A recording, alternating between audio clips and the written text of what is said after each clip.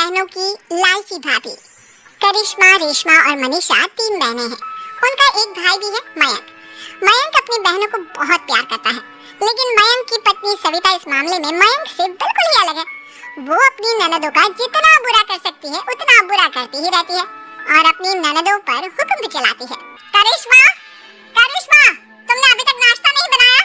तुम्हारे भैया को ऑफिस जाने में देर हो रही है। हाँ भाभी, बस अभी बनाती हूँ। करिश्मा, तुम ये ढीलापन छोड़ दो। कल को पराये घर जाना है। वहाँ अगर तुम इस तरह से काम करोगी तो लोग क्या कहेंगे कि माँ ने और भाभी ने कुछ सिखाया नहीं। और तुम्हारी दोनों बहनें कहाँ हैं? रेशमा मार्केट गई है और मनीषा सो रही है। क्या? सुबह के 8 बज रहे हैं और ये महारानी अभी भी सो रही है? ये कहते हुए सविता अपनी सास दुर्गा देवी के पास जाती है। माँ जी, देख रही हो अपनी बेटियों के तौर तरीके?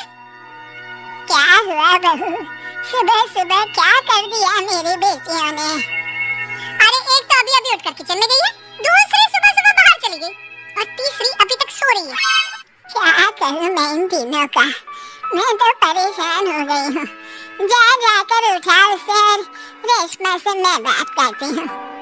सविता सीधा मनीषा के कमरे में जाती है और उससे कहती है, महारानी जल्दी उठो, सूरज सर पर आ गया है। भाभी थोड़ी देर और सोने दो ना, मैं रात को लेट सोई थी। वो क्या ना यूनिट टेस्ट चल रहा है। शराफत से उठती है या नहीं, या फिर पानी की भरी बाल्टी डालूं तेरे ऊपर? नहीं भाभी, मुझे बिस्तर में नहीं आना, उठती हूँ मैं। मनीषा जल्दी से उठकर बाथरूम में चली जाती है। सभी आराम से बैठकर नाश्ता कर रहे होते कि तभी रेशमा बाजार से हाथ में सामान लिए आ जाती है। रेशमा को देखते ही सविता उस पर बरस पड़ती है। लो, आ गई महारानी। ऐसा भी क्या सामान लाना था जो सुबह आंख मलते ही बाजार की तरफ रवाना हो गई? भाभी, कल आप ही तो चीख रही थी कि घर का सारा सामान मुझे ही लाना पड़ता है, घर में किसी को भी किसी काम से कोई लेना देना नहीं है। अब मैं बाजार जाकर सामान ले आई तो आपको इस बात से भी तकलीफ हो रही है? देख रही हो माँ जी, अपनी बेटी की जुबान कैसे से भी तेज चलती है। और मयंक, आप तो कुछ कहेंगे नहीं अपनी लाडली बहन को। रेशमा, अपनी भाभी से ऐसे बात नहीं करते। चलो माफी मांगो। भैया, मैं क्यों माफी मांगू? अब भाभी से बोलिए ना कि हम पर कम हुक्म चलाया करें। हम इस घर की बेटियां हैं और आपकी पत्नी की ननद है, नौकरानी नहीं। लो कर लो बात। इनकी भलाई के लिए कुछ भी बोलो तो इन्हें बुरा लग जाता है। इस घर में यही इज्जत है मेरी। देख लो माँ जी, आपकी बेटी किस लहजे में मुझसे बात कर रही है। सविता वहाँ से चली जाती है। मयंक को बहुत गुस्सा आता है, वो भी वहाँ से चला जाता है। फिर करिश्मा रेशमा को समझाती है, रेशमा, तुम्हें भाभी से माफी मांग लेनी चाहिए थी ना। लेकिन दीदी, मैंने कुछ किया ही नहीं, तो मैं माफी क्यों मांगू? हाँ करिश्मा दीदी, रेशमा दीदी जैसे ही घर में आई भाभी ही उन पर चिल्ला रही थी। हाँ, मैं मानती हूँ कि गलती भाभी की थी। मैं तो इसलिए बोल रही हूँ कि भाभी ने माँ को तो पूरी तरह अपने वश में कर लिया है।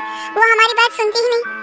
मयंक भैया हमारे लिए हमेशा खड़े रहते हैं, इसलिए उनकी बात का मान तो तुम्हें रखना चाहिए था ना। कोई फायदा नहीं दीदी, कुछ दिनों की बात और है, भाभी उन्हें भी हमारे खिलाफ भड़का देंगी। फिर वो भी माँ की तरह हमारी किसी बात का विश्वास नहीं करेंगे। इसी तरह सविता अपनी तीनों ननदों को किसी न किसी बात पर परेशान करती रहती थी।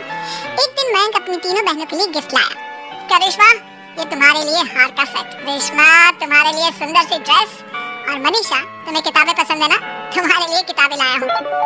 थैंक यू भैया, थैंक यू भैया, थैंक यू भैया। करिश्मा, तुम्हारा नेकलेस कितना सुंदर है, ये भैया कहाँ से ले आए होंगे? मैंने भैया को 3 दिन पहले फोन पर ये डिजाइन दिखाया था और आज भैया ये ले आए। सविता तो अपनी ननदों की गिफ्ट्स देखकर जल गई और करिश्मा का नेकलेस तो उसे भी बहुत पसंद आया था। अपनी बहनों के लिए कितना अच्छा नेकलेस लेकर आए हैं, मुझे कभी कोई गिफ्ट नहीं दिया। मैं आज ही ये हार चुरा लूंगी। रात में सविता करिश्मा का हार चुरा लेती है और इसी तरह उसे अपनी ननदों की जो भी चीज अच्छी लगती वो उसे मांगती नहीं, बल्कि रात के अंधेरे में चुरा लेती।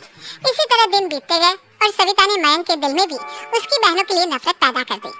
एक दिन मयंक ने करिश्मा और रेशमा के लिए रिश्ता देखा और ये बात उसने घर में सबको बताई। माँ, करिश्मा और रेशमा के लिए बहुत अच्छा रिश्ता आया है, वो लोग कल इन्हें देखने आ रहे हैं। आप और सविता मिलकर सारी तैयारी कर लेना।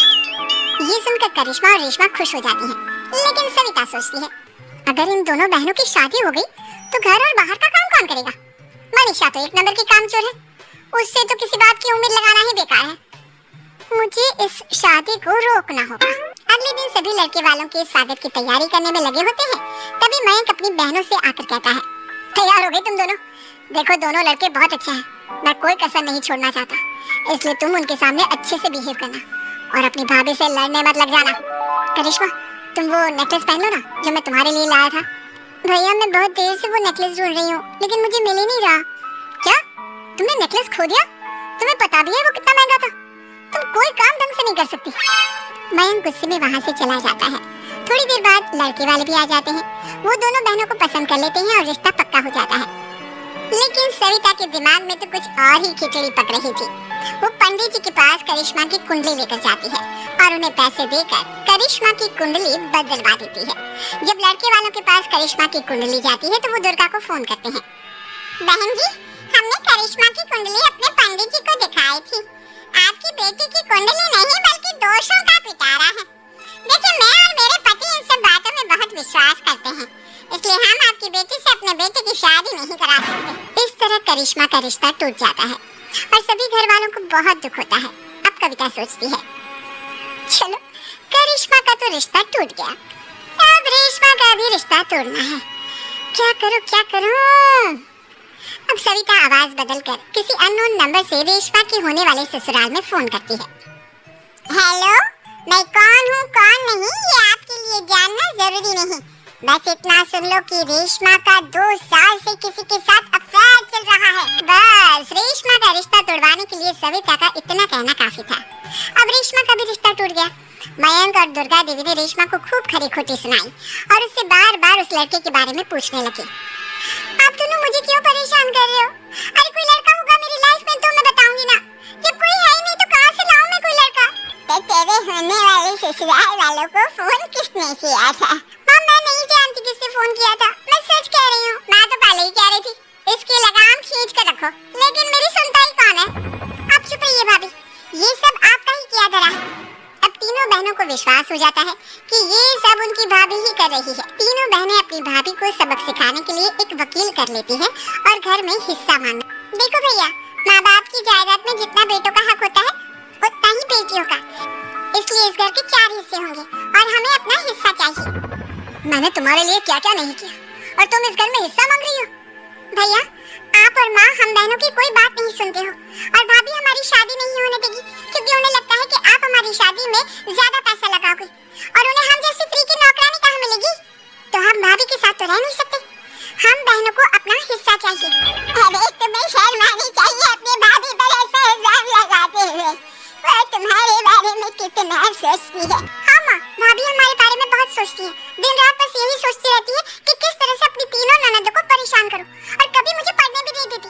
दोनों बहनों का रिश्ता भी तो इन्होंने ही तोड़वाया है और रात में हमारे कमरे में आकर हमारी चीजें भी चुराती हैं। इसी तरह सविता की तीनों ननदें अपनी बात पर अड़ी रही। अब कोर्ट में तारीख भी शुरू हो गई। जब सविता को लगा कि उसकी तीनों ननद इतनी आसानी से नहीं मानने वाली, तो उसने अपने पति और सास को सारी सच्चाई बता दी और अपनी तीनों ननद से माफी मांगी। मयंक और दुर्गा को भी अपनी गलती का एहसास हो गया। अब सविता खुद करिश्मा और रेशमा के लिए अच्छा रिश्ता ढूंढती है और उनकी शादी करवाती है।